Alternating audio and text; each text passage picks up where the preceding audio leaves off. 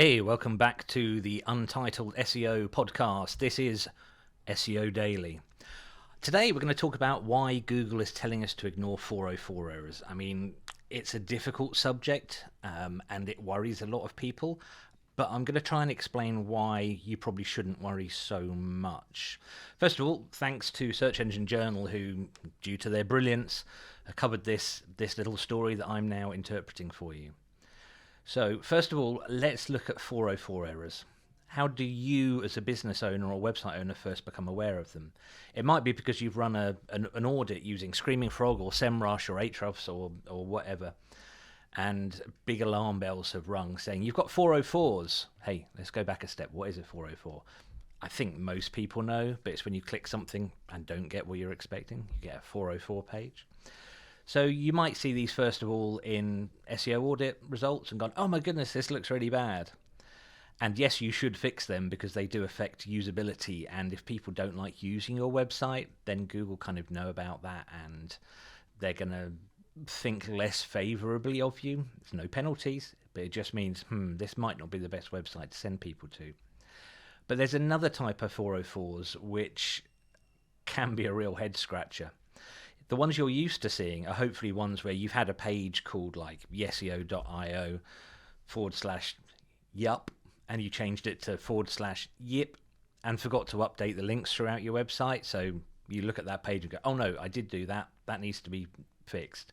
The more confusing type of 404 errors are ones where you look at the 404 report and it's something completely bizarre, like Yeseo.io/big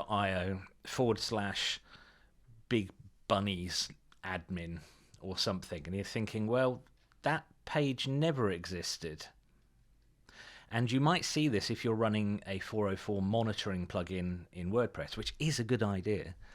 And you might think, well, that was never a page. Then as you look down the list, you'll see lots of admin variations or question mark and then a string of things.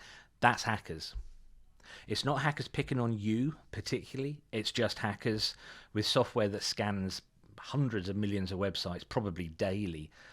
And those 404s, those link requests from your website, is hackers trying to find vulnerabilities. So keep your plugins up to date, install a firewall like WordPress or something, and you can pretty much ignore them. But if your website's been around a long time, you might want to look carefully because you might have some really, really good links from external sources that might be years and years old, and these people are hitting a 404. So fix those ones. First of all, fix those ones.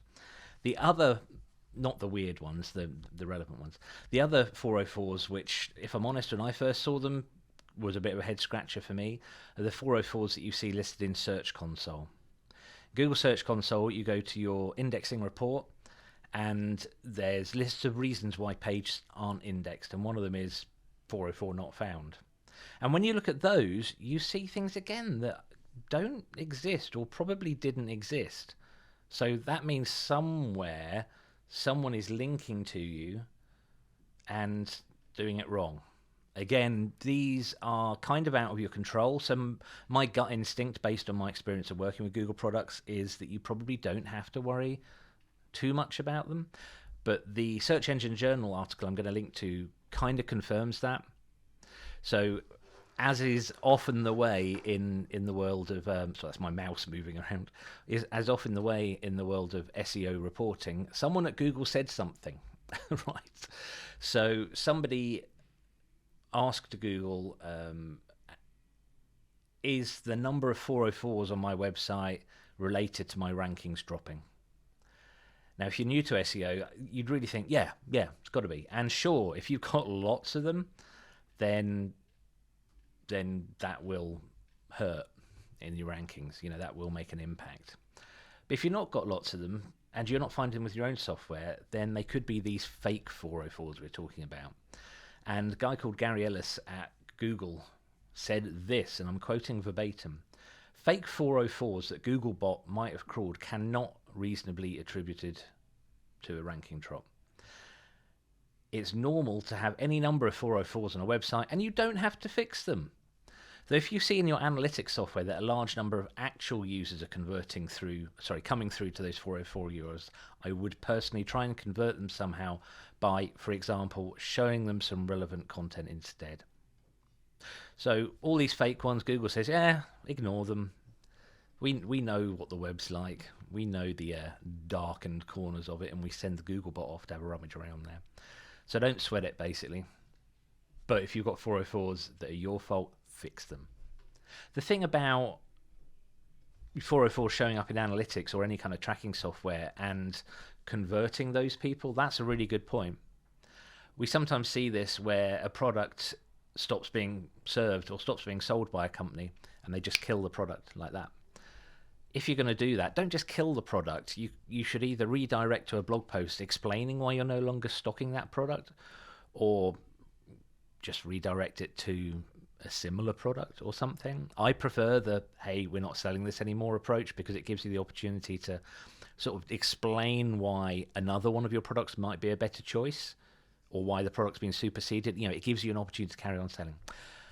So there is today's episode. Long and the short of it, 404s, if they're fake, Google says ignore them, which makes sense, and we could have guessed, but it's just nice hearing these things from Google sometimes.